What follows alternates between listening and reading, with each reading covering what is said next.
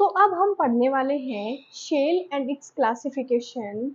इससे पहले वाले वीडियो में हमने कंडक्टेंस के बारे में पूरा पढ़ लिया था। जैसा कि मैंने बताया था, इलेक्ट्रोकेमिस्ट्री वाले पार्ट को हमने टोटली 3 पार्ट्स में क्लासिफाई किया है। हमारा फर्स्ट पार्ट है कंडक्टेंस, सेकंड है शेल के बारे में पढ़ना, इलेक्ट्रोकेमिकल शेल, इलेक्ट्रोलाइटिक शेल।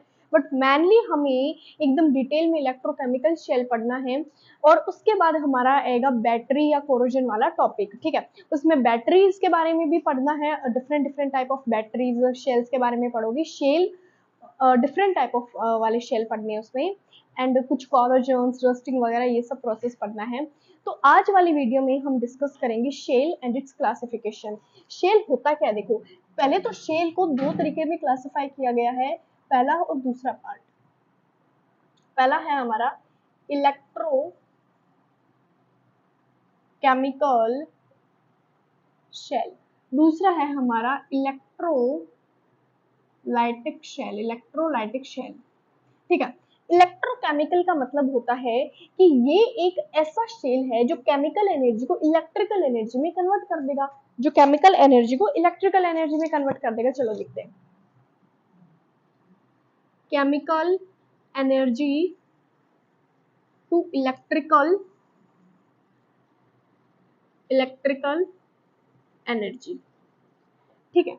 यानी कि ये पहले इसके पास केमिकल एनर्जी होगी, फिर केमिकल एनर्जी का यूज करके ये इलेक्ट्रिकल एनर्जी में बदल देगा। अब ये कैसे बदलेगा वो हम इससे नेक्स्ट वाले में देखेंगे, उस प्रोसेस में देखने वाले हैं। हम अलग अलग टाइप ऑफ सॉल्यूशंस लेंगे, रोड लेंगे, उसको वोल्टमीटर में कनेक्ट करेंगे, वो आप देखना, जो आप लैब में जाके कर भी सकते हो, एक प्रैक्टिकल प्रोसेस है वो, ठीक है। नेक्स्ट इलेक्ट्रोलाइटिक शेल, ये करता है electrical energy to chemical energy में change, electrical to chemical energy, electrical to chemical energy, electrical to chemical energy में चेंज करता है। अब दिमाग में ऐसा कंफ्यूजन होता है कि हम भूल जाएंगे, हमें याद नहीं रहेगा। तो इसमें एक आप ट्रिक ऐसे अप्लाई कर सकते हो कि इलेक्ट्रोकेमिकल, इसमें केमिकल नाम आ गया मतलब chemical energy to electrical energy में करेगा, और ये इलेक्ट्रो वर्ड पहले आ गया मतलब electrical energy to chemical energy, ठीक है। यहाँ पे केमिकल आ गया तो chemical energy into electrical energy, और यहाँ पे इलेक्ट्रोलाइटिक में इलेक्ट्रिकल टू केमिकल एनर्जी, ठीक है। अच्छा, तो अब हम एक प्रोसेस पढ़ने वाले, उस प्रोसेस से पहले मैं आपको कुछ ऑक्सीडेशन रिडक्शन के बारे में बता देती हूँ। ऑक्सीडेशन, ऑक्सीडेशन का क्या मतलब होता है, जैसे मान लो कि हमारे पास जिंक है, जिंक का एटॉमिक नंबर होता है 30, इसके पास 30 इलेक्ट्रॉन होते हैं, 30 प्रोटॉन होते हैं, ठीक है। अब ये जो इसके पास 30 इलेक्ट्रॉन है, जिंक की टेंडेंसी होती है कि ये अपने इलेक्ट्रॉन को लूज कर सकता है, लिबरेट कर सकता है एक तरीके से। तो जिंक ने क्या किया, अपने अंदर से 2 इलेक्ट्रॉन निकाल दिए। अब 2 इलेक्ट्रॉन निकाल दिए, ये 2 इलेक्ट्रॉन लूज कर दिए, और इस पे +2 चार्ज क्यों आया, क्योंकि जिंक की टेंडेंसी होती है कि वो 2 इलेक्ट्रॉन लूज कर सकता है। अब 2 इलेक्ट्रॉन लूज कर सकता है तो इस पे चार्ज भी +2 आ गया। अच्छा, पहले इक्वेशन इस इतना समझो आप, ठीक है। अगर मैं बात करूं कॉपर की, तो कॉपर पता है क्या करता है, कॉपर को कहीं से भी 2 इलेक्ट्रॉन को एक्सेप्ट करना होता है। जैसे मान लो इसी रिएक्शन में समझो कि ये जो जिंक ने 2 इलेक्ट्रॉन लूज किए, वही कॉपर उन इलेक्ट्रॉन को एक्सेप्ट करेगा। ये 2 इलेक्ट्रॉन जिंक ने एक्सेप्ट किए, और कॉपर सॉरी यही 2 इलेक्ट्रॉन कॉपर ने एक्सेप्ट किए, और वो +2 से हमारा 0 चार्ज पे आ गया। अब यहाँ पे जिंक पे क्या चार्ज है, जिंक पे तो कोई चार्ज नहीं है, 0 है। यहाँ पे जिंक पे कितना है, +2 है। तो यहाँ पे अगर आप देखोगे तो नंबर बढ़ रहे हैं, जो चार्ज है उनका नंबर बढ़ रहे हैं। चार्ज क्या हो रहा है, इंक्रीज हो रहा है। यहाँ पे अगर आप देखोगे तो +2 तो 0 हो रहा है, चार्ज क्या हो रहा है, डिक्रीज हो रहा है, चार्ज कम हो रहा है। एक में चार्ज बढ़ रहा है, एक में चार्ज कम हो रहा है। तो जहाँ पे चार्ज बढ़ेगा तो ये तो हो जाएगा हमारा ऑक्सीडेशन, और जहाँ पे चार्ज कम होगा वो हो जाएगा हमारा रिडक्शन, मतलब यहाँ पे ये हो जाएगा हमारा रिडक्शन। और रिडॉक्स रिएक्शन क्या होती है, रिडॉक्स रिएक्शन होती है जहाँ पे रिडक्शन प्लस ऑक्सीडेशन दोनों प्रोसेस साथ में हो, रिडक्शन प्लस ऑक्सीडेशन दोनों प्रोसेस क्या हो, एक दूसरे के साथ हो। आई बात समझ। अब ये जो मैंने लिखा है कि जिंक ने 2 इलेक्ट्रॉन लूज किए, कॉपर ने एक्सेप्ट किए, आई नो आपको थोड़ा कंफ्यूजन जरूर हुआ है कि कैसे एक्सेप्ट किए होंगे, कैसे लूज किए होंगे, बट वो कंफ्यूजन दूर हो जाएगा। बस एक हमें छोटा सा प्रोसेस देखना है। ओके, सो देखते हैं। अब हमने वोल्ट मीटर से इन दोनों रोड को वोल्ट मीटर से कनेक्ट कर दिया। अब वोल्ट मीटर से कनेक्ट करने से इनमें क्या होने लगा, करंट सप्लाई होने लगा। अब यहाँ पे जब हमने वोल्ट मीटर से कनेक्ट किया तो जिंक ने क्या किया, जिंक ने अपने इलेक्ट्रॉन को लिबरेट करना स्टार्ट कर दिया, यानी जिंक ने अपने 2 इलेक्ट्रॉन को कुछ इस तरीके से निकाल दिया। अब जिंक ने इलेक्ट्रॉन निकाल दिया, यानी आप ऐसे समझो जिंक ने अपने अंदर से ऐसे इस तरीके से, 1 सेकेंड, जिंक ने क्या किया, Zn+2 का इस तरीके से एक तरीके से अपना ऑक्सीडाइज कर लिया। अब ऑक्सीडेशन रिडक्शन क्या होता है बच्चे, इसमें भी कंफ्यूज होते हैं। यहाँ पे जिंक पे क्या चार्ज है, 0, यहाँ पे क्या चार्ज हो गया, +2, तो यहाँ पे एक तरीके से चार्ज बढ़ रहा है। जब चार्ज बढ़ता है तो यहाँ पे होगा ऑक्सीडेशन, जब चार्ज बढ़ता है तो ऑक्सीडेशन होता है, और जब चार्ज घटता है तो रिडक्शन होता है। तो यहाँ पे जो इस रोड पे पॉजिटिव और नेगेटिव चार्ज की न्यूट्रलिटी थी, यहाँ पे जिंक ने क्या किया, अपने आप को Zn+2 में लिबरेट कर दिया। अब यहाँ पे क्या बचेगा, इस रोड पे नेगेटिव चार्ज बचेगा। अब इस रोड पे नेगेटिव चार्ज बचने से ये इलेक्ट्रॉन, ये नेगेटिव चार्ज, अब नेगेटिव चार्ज के इलेक्ट्रॉन है, ये इलेक्ट्रॉन कुछ इस तरीके से मूवमेंट करने लग जाएंगे। ये इलेक्ट्रॉन कहाँ की तरफ मूवमेंट करेंगे, ये इलेक्ट्रॉन मूवमेंट करेंगे इस कॉपर रोड की तरफ। अब कॉपर रोड ने क्या किया, इन इलेक्ट्रॉन को एक्सेप्ट किया। जब कॉपर रोड ने इलेक्ट्रॉन को एक्सेप्ट किया तो आपको क्या लगता है, कॉपर रोड नेगेटिव होगी? नहीं, कॉपर रोड भी पॉजिटिव होगी। कॉपर रोड पॉजिटिव होगी तभी तो इन इलेक्ट्रॉन को क्या करेगी, एक्सेप्ट करेगी। अगर नेगेटिव होती तो वो रिपेल करती। तो ये जो कॉपर की रोड है ये ऑलरेडी पॉजिटिव थी, ये क्या थी, पॉजिटिव थी। अब आप कहोगे आपने अभी बताया हमें कि जो रोड होती है वो इलेक्ट्रिकली न्यूट्रल होती है, तो ये तो इलेक्ट्रिकली न्यूट्रल होनी चाहिए थी, ये पॉजिटिव कैसे होगी? देखो जब आपने वोल्ट मीटर से इन रोड्स को कनेक्ट किया तो यहाँ पे इस जिंक वाली रोड ने अपने आप को, जिंक ने अपना ऑक्सीडेशन किया तो जिंक +2 यानी Zn से Zn+2 में लिबरेट हो गया। तो यहाँ पे वोल्ट मीटर से जब इस कॉपर वाली रोड को कनेक्ट किया तो इसने क्या किया, अपने SO4 नेगेटिव आयन को निकालना शुरू कर दिया सॉल्यूशन के अंदर। SO4 नेगेटिव आयन को निकालना शुरू कर दिया, लिबरेट करना शुरू कर दिया।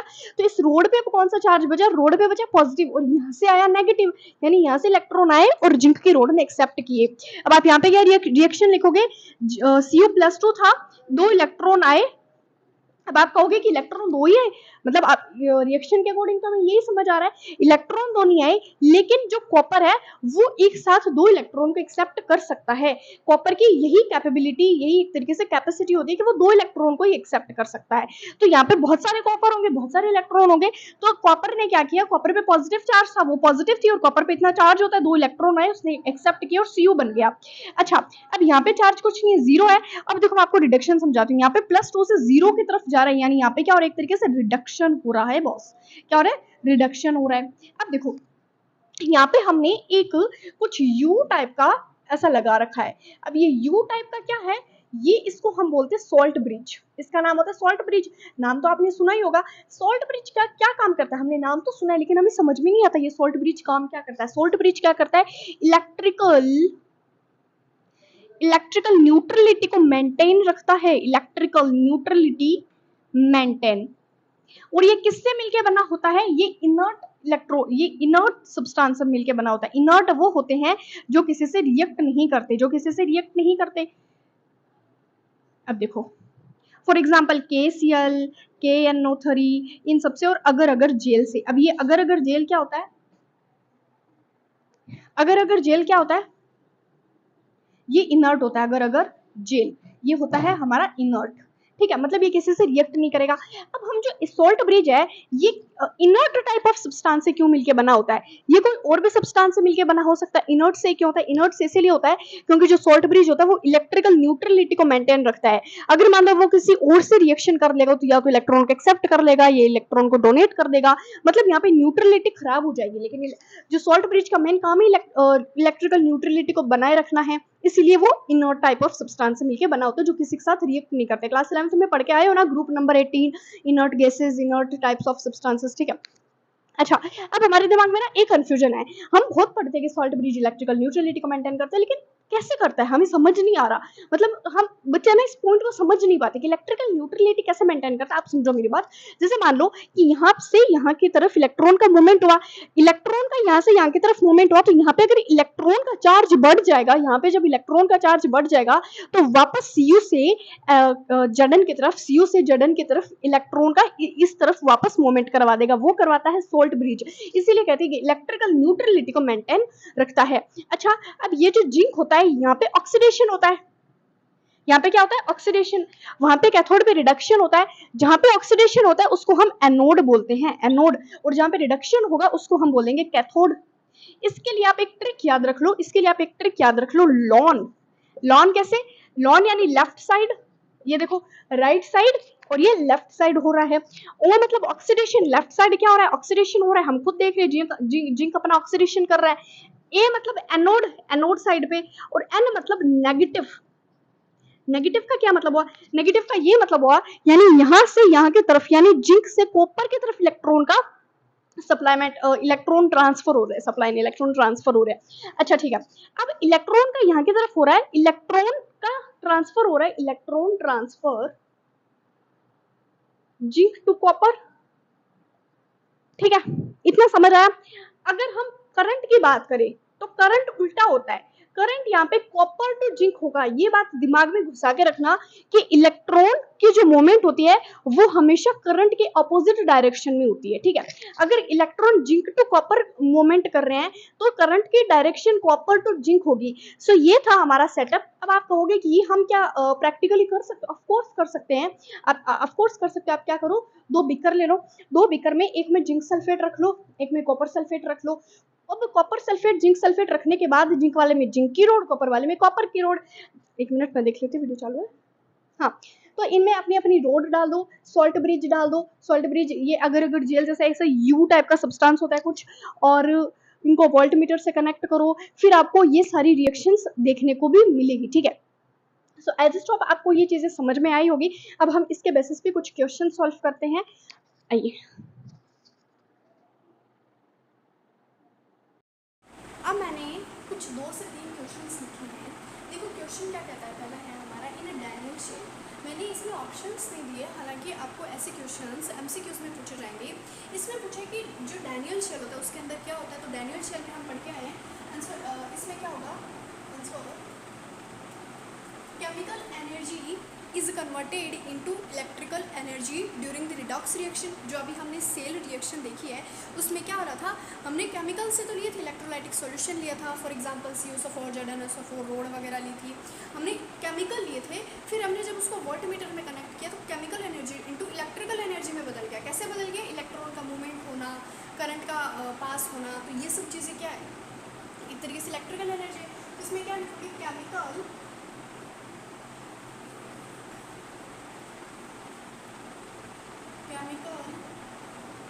To electrical energy.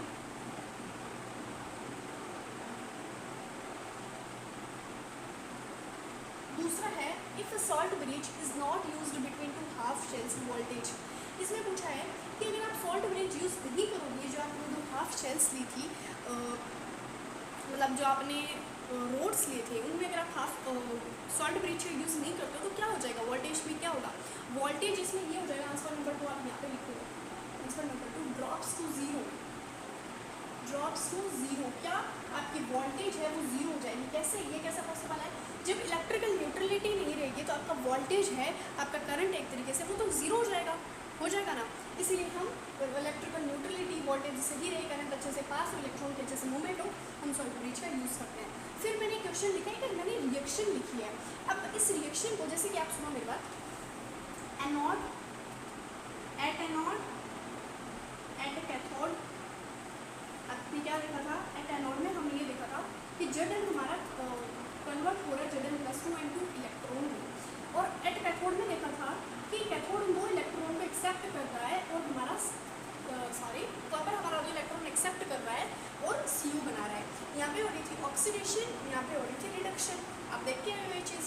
अब देखो, अब आप सेल रिप्रेजेंटेशन कैसे करोगे, सेल रिप्रेजेंटेशन पूरी मैन शेल रिएक्शन अगर आपको एक साथ लिखनी हो, equation number 1 and equation number 2, man cell reaction अगर आपको एक साथ लिखनी हो तो आप कैसे लिखोगे, आप क्या करो, जिंक लिख लो और Cu+2, कॉपर पे 2 चार्ज है और 2 इलेक्ट्रॉन लिख लो।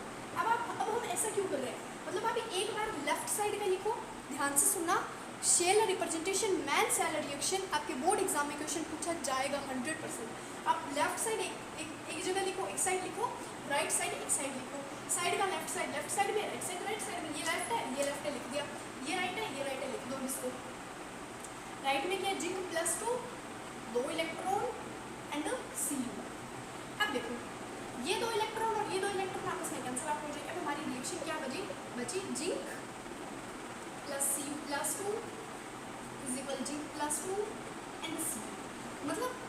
जिंक अपने आप का ऑक्सीडेशन कर रहा है, आप देख सकते हो।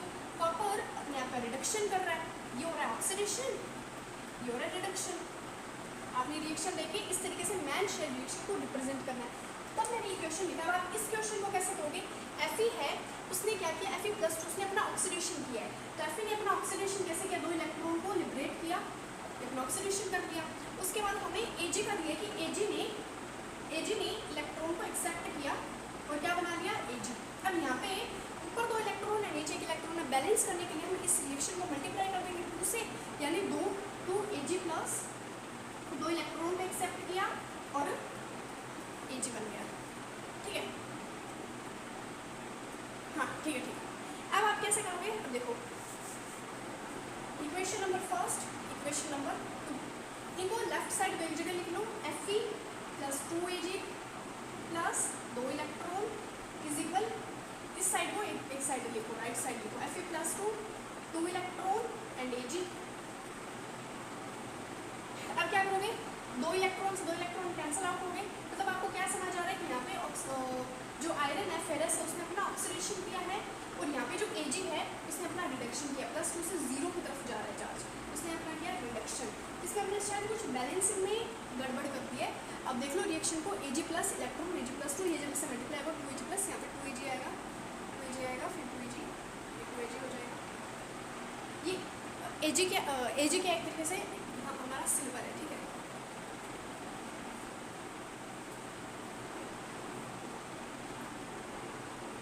ओके, एक अपना रिडक्शन कर रहा है और एक अपना ऑक्सीडेशन कर रहा है, यहाँ पे भी +2 चार्ज आ जाएगा, और पे चार्ज आएगा +2 चार्ज, ये Ag हो जाएगा, ठीक है। एज अ स्टॉप आपको सेल रिप्रेजेंटेशन ये समझ आया होगा। अच्छा, अगर हमें सॉल्ट ब्रिज के साथ सेल रिप्रेजेंटेशन मैन रिएक्शन सीखनी हो तो हम कैसे सीखेंगे, चलो देखते हैं। ये कोई नोट करना चाहता है तो कर सकते हैं, बहुत ज़्यादा ज़रूरी, एग्जाम में पूछा जाएगा ही जाएगा।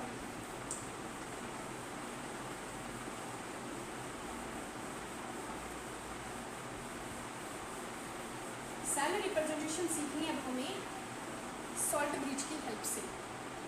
Cell representation left hand side salt bridge का यूज़ करो। अब सॉल्ट ब्रिज को हम ऐसे डबल एरो से यूज़ कर रहे हैं, ये हमारा है सॉल्ट ब्रिज और ये हमारा राइट हैंड साइड। वही सेम रिएक्शन ले आओ, जिंक ने 2 इलेक्ट्रॉन को लूज किया और Zn+2 बना लिया, कॉपर ने उन्हीं 2 इलेक्ट्रॉन को एक्सेप्ट किया और अपना रिडक्शन करके कॉपर बना लिया। अब left hand side right hand side को कैसे लिखोगे, लेफ्ट हैंड साइड है हमारा जिंक, कॉपर, Cu+2 और ये इलेक्ट्रॉन आपस में कैंसिल आउट हो जाएंगे, 2 इलेक्ट्रॉन, ठीक है।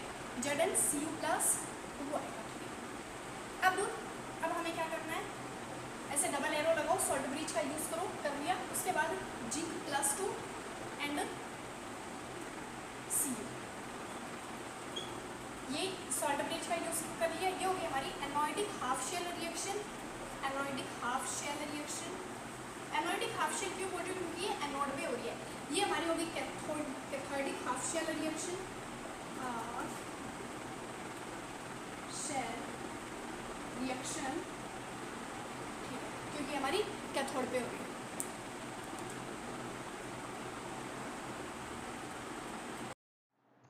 तो जैसा कि मैंने सॉल्ट ब्रिज के बारे में आपको थोड़ा बहुत बताया था कि वो किससे मिलके बना है, वो क्या फंक्शन करता है शेल के अंदर। अब हम देखते हैं उसकी कुछ थ्योरी के बारे में, क्योंकि सॉल्ट ब्रिज के बारे में अक्सर बोर्ड एग्जाम में क्वेश्चंस पूछ लिया जाता है। तो पहले तो मैं आपको की कंसेप्ट बताना चाहूंगी। ये क्या कहता है कि इट्स यू ट्यूब कंटेनिंग, पहली बात हो कि जो सॉल्ट ब्रिज है उसके शेप के बारे में बताया कि ये यू ट्यूब कंटेनिंग होता है, कुछ ऐसा ही तो होता है हमारा सॉल्ट ब्रिज, ठीक है। चाहे ऐसा ले लो, चाहे आप कुछ ऐसे यू ले लो, ठीक है। You tube containing A solution of inert electrode. अब यहाँ पे इलेक्ट्रोड की क्या बात कही, इलेक्ट्रोड क्या होता है, जो हमने रोड डाले थे ना जिंक और कॉपर के, वही हमारी इलेक्ट्रोड की बात हो रही है। और इनर्ट मतलब जो किसी के साथ रिएक्ट नहीं करता, such as KCl, KNO3, K2SO4 usually solidified by boiling with agar gel और जो अगर अगर जेल है वो बहुत ज़्यादा इंपॉर्टेंट है, ठीक है। उसके बाद हमें कहा है कि salt bridge and its function to complete the electrical circuit, ये इलेक्ट्रिकल सर्किट को कंप्लीट करता है बाय फ्लो ऑफ इलेक्ट्रॉन, जो इलेक्ट्रॉन कहाँ से कहाँ फ्लो होता है, anode to cathode in the outer circuit. अब आउटर सर्किट समझ के कंफ्यूज मत होना, आउटर सर्किट मतलब जो इलेक्ट्रॉन फ्लो करते हैं, जैसे मान लो यहाँ पे जिंक की रोड लगी थी, यहाँ पे कॉपर की, तो वो कुछ इस तरीके से आउटर सर्किट की तरफ फ्लो कर रहे थे ना, और इनर की तरफ हो रहा था हमारा current flow cathode to anode. Next लिखा है and by flow of ions from one solution to other without mixing of two solution, और ये सॉल्यूशन में पार्टिसिपेट करता है बिना मिक्सिंग हुई, क्योंकि इनर्ट होता है ये। To maintain electrical neutrality of both anodic and cathodic, anode और कैथोड की इलेक्ट्रिकल न्यूट्रलिटी कंडक्टिविटी को मेंटेन रखता है। It should not react with the content of either anode और cathode of salt bridge is not used in cell, current stops flows, मतलब जो current है वो स्टॉप होना बंद हो जाए, हरे करंट काम करना बंद हो जाएगा, करंट फ्लो होना बंद हो जाएगा। If salt bridge is not used between two half cells voltage drops to be zero, जो कि हमने पीछे क्वेश्चंस कर भी लिए है। अच्छा, तो सॉल्ट ब्रिज की कहानी खत्म, आज स्टॉप समझ आया होगा आप लोगों को। आप उतार भी सकते हो सॉल्ट ब्रिज को, मैं मिटा दे रही हूँ, मैं तो मिटा दिया थोड़ा। अब हम करेंगे कुछ questions.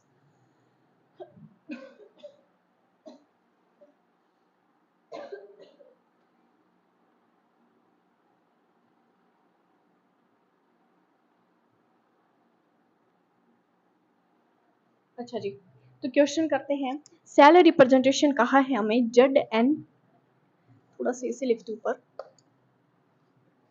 Z N plus 2 AG plus 2 is equal Z N plus 2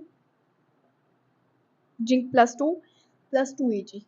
अब इसको कैसे करोगे, जिंक था उसने अपने 2 इलेक्ट्रॉन लूज किए और अपना ऑक्सीडेशन कर लिया, AG था 2 इलेक्ट्रॉन को एक्सेप्ट किया और 2 AG बन गया, रिडक्शन कर लिया। अब हमें सेल रिप्रेजेंटेशन मैन शेल रिएक्शन में लिखना है। इसको कैसे लिखेंगे, लेफ्ट हैंड साइड और राइट हैंड साइड लिखते हैं ना, एक तरफ 2 इलेक्ट्रॉन से 2 इलेक्ट्रॉन हमारा वैसे कैंसिल हो जाएगा, तो Z N plus AG plus 2,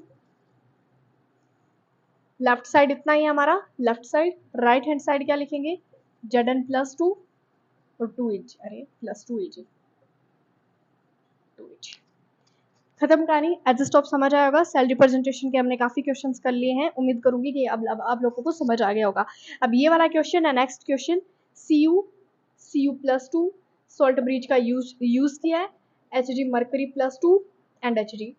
ये आप वीडियो को स्टॉप करो, पहले खुद ट्राई करो, उसके बाद आप देखना कि मैंने कैसे किया है। कॉपर था, उसने 2 इलेक्ट्रॉन को डोनेट किया और अपना ऑक्सीडेशन कर लिया। जो मरकरी थी Hg प्लस, ये मरकरी का सिंबल है, उसने Hg प्लस 2 इलेक्ट्रॉन को एक्सेप्ट किया और Hg बन गया, रिडक्शन कर लिया। अब आप क्या किस तरीके से लिखोगे, left hand side salt bridge का यूज करो, right hand side, left hand side क्या है Cu Hg plus 2 salt bridge का यूज किया, 2 इलेक्ट्रॉन से 2 इलेक्ट्रॉन कैंसिल, Cu प्लस 2, और अब यहाँ पे प्लस नहीं लगाना, हम सॉल्ट ब्रिज के रेफरेंस में लिख रहे हैं, तो आप कुछ इन लाइंस का यूज करोगे, Hg।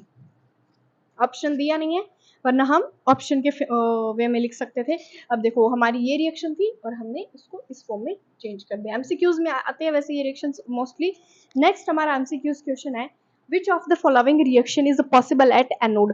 पहली बात तो ये, आप मेरे को एक बात बताओ कि एनोड पे कौन सी रिएक्शन होती है, एनोड पे होता क्या है, रिडक्शन होता है, पोटेंशियल होता है एनोड पे कैथोड पे कब क्या कौन सी रिएक्शन होती है। जब भी ऐसा कोई आपके सामने क्वेश्चन आए तो हमेशा लोन वाली ट्रिक याद रखना, loan, left oxidation anode negative, मतलब एनोड पे ऑक्सीडेशन होता है, ठीक है, और क्या होता है नेगेटिव होता है ये। तो अब हमें क्या है कि एनोड पे कौन सी रिएक्शन होना पॉसिबल है, तो यहाँ पे जब आपको options as stop clearly visible होगा, या अब जब आप देखोगे तो ऑक्सीडेशन होता है, क्या होता है ऑक्सीडेशन, एनोड ऑक्सीडेशन, लिख दूं, लिख दिया मैम। अब देखो ये 0 है, ये माइनस है, ये ऑप्शन तो हमारा वैसे ही कट हो जाएगा, क्योंकि हमारा जो चार्ज है जीरो से माइनस में जा रहा है, मतलब ऑक्सीडेशन तो कर ही नहीं रहा, रिडक्शन हो रहा है। अब नॉन ऑफ दिस डी, तो वैसे भी अब देखते हैं कि डी होगा या नहीं होगा। तीसरे वाले में हमें कुछ इस तरीके से कहा है कि Cr+3 2 माइनस, ये बहुत कॉम्प्लिकेटेड रिएक्शन दे रखी है, तो आप क्या करोगे, यहाँ पे +3 चार्ज दे रखा है और यहाँ पे 2 माइनस, अब आप कहोगे ये भी नहीं होगा, लेकिन इसको आप पूरा सोल्व तो करो। सोल्व कैसे करोगे, ये वाला एक क्वेश्चन नंबर 3 कर रही हूँ मैं, यहाँ पे आंसर है ये इसका Cr2O7 2 माइनस। तो Cr2 आपने ऑक्सीडेशन स्टेट निकालनी क्लास 11th में सीखी होगी, पूरा ऑक्सीडेशन स्टेट पे आपका एक चैप्टर था, रिडॉक्स रिएक्शन नाम था उसका। तो यहाँ पे Cr को 2x ऐड करोगे, ऑक्सीजन की वैलेंसी कितनी होती है, -2 होती है, तो -2 होती है और यहाँ पे 7 है, तो -14 और इज इक्वल -2, तो 2x इज इक्वल -2 + 14, ये हो जाएगा 2x इज इक्वल 12 और x की वैल्यू हो जाएगी 6, मतलब हमारा Cr+6 और Cr+3। अब आप देखो, नोट करो, अब आप Cr+3 से Cr+6 में जा रहा है, तो ये अपना एक तरीके से ऑक्सीडेशन कर रहा है ना, ऑक्सीडेशन कर रहा है। अब हमने इसको ओपन करके लिखा तो हमें ऑक्सीडेशन दिख रहा था, अगर सीधा सीधा ऑप्शन कट कर देते तो हमारा पूरा आंसर गलत हो जाता। नेक्स्ट हमें कहा है कि I2O2 plus 2H plus is equal H2O। तो यहाँ पे देखो, यहाँ पे भी कुछ हमें इतना नहीं समझ आ रहा, यहाँ पे पॉजिटिव है, यहाँ पे कुछ भी नहीं है, जीरो है, तो यहाँ पे भी क्या हो रहा है, ऑक्सीडेशन नहीं होता दिख रहा हमें, प्लस से, यानी पॉजिटिव 1 से 0 की तरफ जा रहा है, तो हमारा आंसर हो जाएगा ये। एज स्टॉप समझ आया होगा। सो खूब सारे क्वेश्चंस प्रैक्टिस करो, एग्जाम्पलर्स करो, और भी प्रीवियस ईयर के इस चैप्टर के क्वेश्चन सॉल्व करते रहो, आपको जरूर समझ आएगा, क्योंकि चैप्टर उतना कठिन, उतना मुश्किल नहीं है जितना इसको बच्चे सोच लेते हैं। So thank you so much, and next video के लिए भी तैयार रहे। और यहाँ तक हमने 3 से 4 वीडियो मैंने अपलोड कर दिए इस चैप्टर के, जहाँ पे भी प्रॉब्लम आती है बच्चों, प्लीज कमेंट सेक्शन, कमेंट में जरूर बताएं, और आपका कमेंट जो मैं जरूर देखूंगी, और वो कमेंट का आपको रिप्लाई भी मिलेगा, यानी आपके डाउट का सफाया भी होगा। So thank you so much.